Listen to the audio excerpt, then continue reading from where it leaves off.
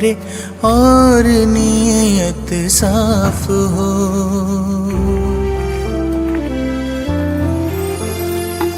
काम हो अच्छे हमारे और नीयत साफ हो। है वही इंसान जहाँ इंसानियत का वास हो। है वही इंसान जहाँ इंसानियत का वास हो।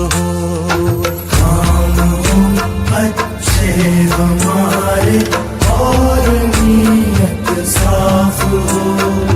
है वही इंसान जहाँ इंसानियत का वास हो। समाजसेवी संगठन आसिक पहुंची आमर कटक जिला टांगी ब्लॉक भट्टीमुंडा ग्राम निर्मल पुष्टि नामक व्यक्ति असुस्थ शरीर गोड़ अनेक दिन है जोटा कि गोड़ कौन कारण इन्फेक्शन होगी गोड़टी पचि जाए ट्रिटमेंट चलती गोड़ संपूर्ण सुस्थ हो पारना।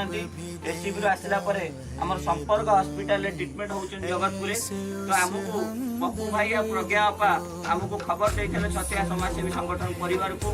तो छतिया समाजसेवी संगठन आज यथा संभव चेष्टा करी संगठन पक्षर आमर सौदा ग्रोसरी जिनस आणिक परिवार पहुंची। तो आम अन्य संगठन मानक अनुरोध करूँ यथा संभव ये परिवार को साहाय्य सहयोग हाथ बढ़ातु कारण आम जीवन गोटे लक्ष्य हूँ सेवा।